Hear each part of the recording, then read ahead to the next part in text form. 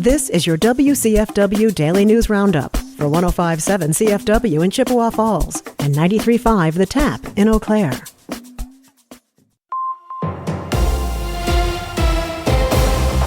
For WCFW News, I'm James Kelly.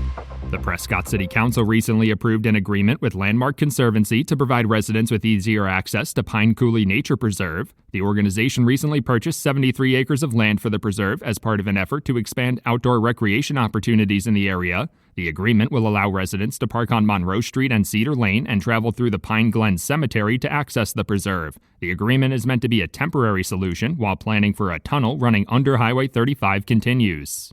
Wisconsin Department of Health Services officials are warning residents that flu activity will begin increasing rapidly as colder weather starts to settle in. The agency has reported that flu activity is minimal and stable currently, but other respiratory illness activity like COVID-19 is starting to increase. Officials are reminding residents to take steps to protect themselves against respiratory illnesses, like ensuring they are up to date on vaccines, thoroughly washing their hands regularly, and staying home when they're sick to prevent further spread.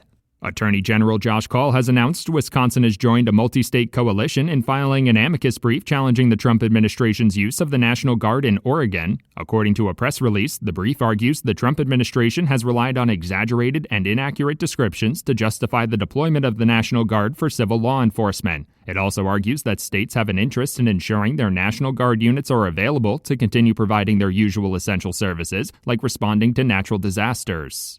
The Wisconsin Department of Natural Resources is reminding residents to take advantage of all of the upcoming fall activities scheduled at state park properties across the state. According to a press release, state parks will host events like wagon rides, candlelight hikes, campfires, and more throughout October and November. Officials are also looking for residents interested in volunteering to help with the events. A full list of scheduled events at parks across the state and information on volunteering can be found on the Department of Natural Resources website. City of Eau Claire Cemetery staff are advising residents that they will be conducting their semi-annual cleanup of Forest Hill and Lakeview cemeteries on Wednesday. According to a press release, Eau Claire Parks, Recreation, and Forestry is reminding residents to remove any personal items or summer decorations they want to keep from grave sites by Tuesday before the cleanup takes place on Wednesday. The press release also noted that metal flower pot stands can stay, but residents should empty them out prior to the start of the cleanup.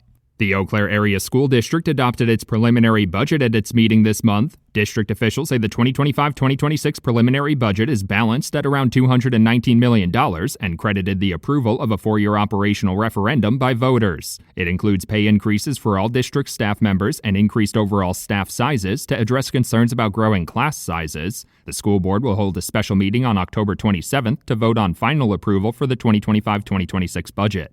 Barron Electric Cooperative officials say they've contributed $1,000 to Nature's Edge Therapy Center for matching grant funding. The Rice Lake Community Health Foundation recently approved the center for up to $60,000 in matching grant funding to maintain their services. The funding for the donations came from unclaimed cashback credits from former members through the Federated Youth Foundation, which has specific rules about how the cashback credits can be used, so the cooperative could not put them towards reducing utility rates. Republican state lawmakers have introduced new legislation seeking to limit political donations made with a credit card. The proposed bill would bar political parties and candidates from accepting online credit card donations unless the contributor making the donation provides a verification code and a U.S. address. The legislation was discussed in a state assembly committee on Wednesday, where some questioned how the state could enforce the additional requirement. Republican lawmakers say the bill is an election integrity measure.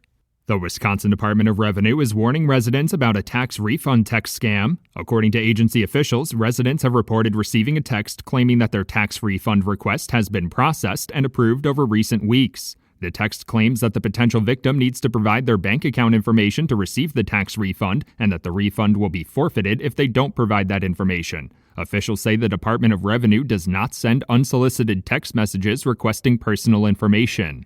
Democratic state lawmakers introduced a pair of bills aimed at reducing the financial burden on Universities of Wisconsin students on Thursday. The Higher Education Powers Wisconsin package would extend Bucky's tuition promise, which guarantees scholarships and grants for students from households earning less than $55,000 per year. The lawmakers say investing in students attending the Universities of Wisconsin is also an investment for the state's economy, as nearly 90% of those students remain in the state after graduating. For WCFW News, I'm James Kelly.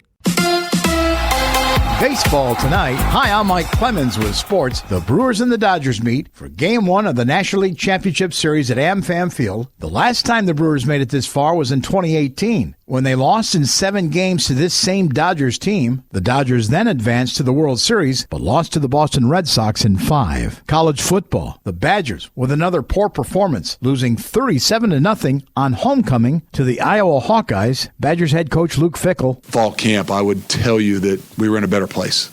No, we're not better than most of the people or maybe anybody right now that we're playing. NFL, the Packers over the Bengals, 27-18. Green Bay running back Josh Jacobs led with 5 receptions, 18 carries for a total of 150 yards and 2 touchdowns, even though he had the flu. I really don't know where it came from. Just kind of woke up this morning just not feeling my best. I told him, I said last time that I felt that way, I had 130 and 2 touchdowns. So it is what it is. That's Josh Jacobs. With sports, I'm Mike Clemens.